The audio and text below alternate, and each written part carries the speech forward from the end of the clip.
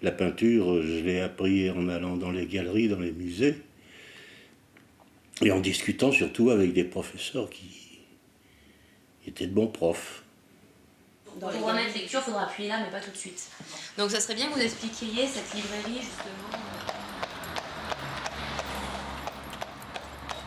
Ah bah oui, c'est là où un jour...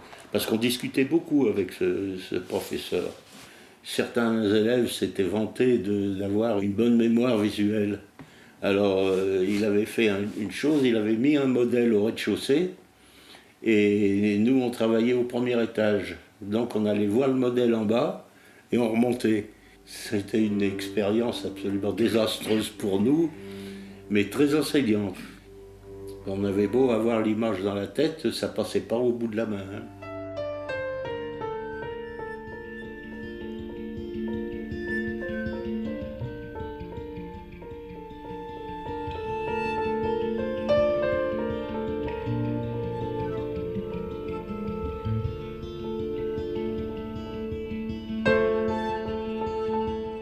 On a dû s'installer là en 1939 je crois.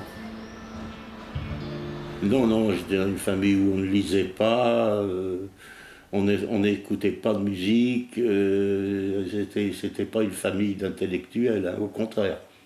Elle était même anti-intellectuelle. Je sais que ce qui m'a révélé à la peinture contemporaine, c'est deux expositions qu'il y a eu au musée des Beaux-Arts, et c'était une exposition Van Gogh et une exposition Picasso. Et là, je suis rentrée comme dans du beurre, vraiment, vraiment. Et c'est Jean qui m'y a emmené. Maintenant que tu es au fait de la peinture, comment ça marche? Eh ben, je comprends mieux. Et puis j'ai acquis une sensibilité aussi et un sens critique. Oh, ça. Par exemple, quand je te dis que pour moi le plus grand peintre du monde c'est Goya, je sais bien que tu n'es pas d'accord, mais pour moi c'est l'évidence. C'est un grand peintre, oui. Hein? Mais il n'y a pas de plus grand peintre du monde. Mais pour moi, c'est celui qui me touche le plus. Il faut les ramener dans leur époque, les peintres.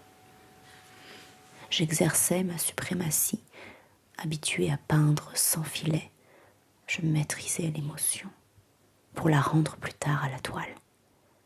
Au secret des secrets, vous n'aurez jamais accès. Eh bien, j'ai quitté Mâcon en 1946 pour entrer aux Beaux-Arts. D'accord. Et puis j'ai eu une période de ma vie qui était une période très moche, très, très dure, auquel je ne tiens pas du tout à parler. Et il s'est passé 3 ou 4 années où c'était le vide, quoi.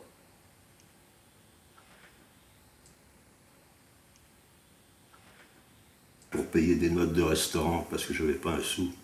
J'avais fait des portraits de musiciens de jazz que j'avais mis sur les... pour rembourser Sur les murs, hein. pour rembourser le patron, la patronne. Et alors, c'est drôle parce que quelques années après, un jour, je passe dans une rue et puis il y a quelqu'un qui m'appelle. Monsieur, je ne me rappelle plus de votre nom, vous jouiez de la guitare. Je dis oui. Oh, je dis madame, j'ai oublié son nom. Et elle me dit, mais vous savez, j'ai vu votre nom dans le journal. Ah, ben oui, vous avez fait une exposition, j'ai vu le nom. Qu'est-ce que je suis embêté? J'ai jeté toutes les peintures que vous m'aviez mis dans mon bistrot.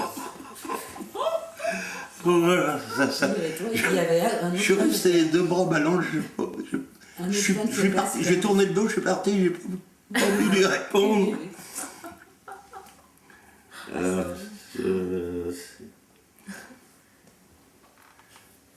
Je pense que sa première exposition chez Grange, c'était en 1957. J'avais été chargé par Noël Grange de faire un peu barrage à tous ceux qui amenaient des tableaux, qui étaient souvent des couchers de soleil sur Saint-Tropez, etc. Et puis un jour, donc, je vois ce grand escogriffe qui arrive, qui me montre des tableaux. Le monde des bibliothèques s'éclaircissait petit à petit. Le noir partait. Et à la fin, il n'y avait plus de noir au bord, mais il est arrivé au milieu. Et il y avait ce signe noir. Et toutes ces toiles gardaient le signe noir. Et puis un jour, et c'était à la naissance de notre fille, il a cassé le signe pour la première fois. Il n'a plus jamais refait de signe. Il avait réussi à enlever ce noir qui le tenait, qui considérait un peu comme une cicatrice.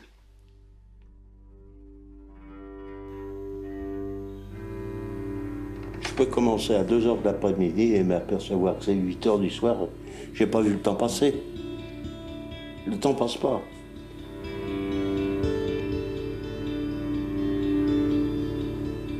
Un des critères aussi pour s'arrêter, c'est la fatigue. Parce qu'on a ça l'air de rien, mais devant une toile, on danse. On avance, on recule, on va à gauche, on va à droite, on lève les bras, on les baisse, on prend plein de couleurs, on en remet, on en enlève. Enfin, du moins, c'est comme ça que je travaille. Je ne fais pas partie de ceux qui ramassent de la pâte et qui enfilent une grosse couche sur la toile et puis qu'ils attendent que ça sèche.